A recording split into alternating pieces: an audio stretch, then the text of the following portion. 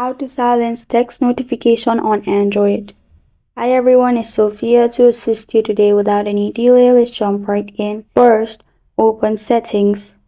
You'll find this kind of screen pop up.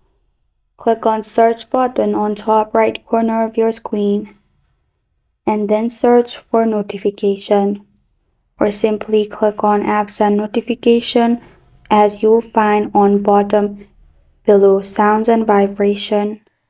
If you don't find it there, simply search Notification, then click on Notification.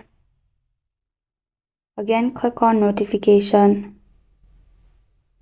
Then simply select the app you want to silence your notification from, which is Messages. You can simply turn it off. After you turn it off, it will silence your text notification on Android. This is how to silence text notification on Android.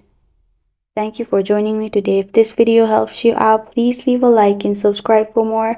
Got a question or want to suggest a topic? Comment below. I am Sophia signing off until next time.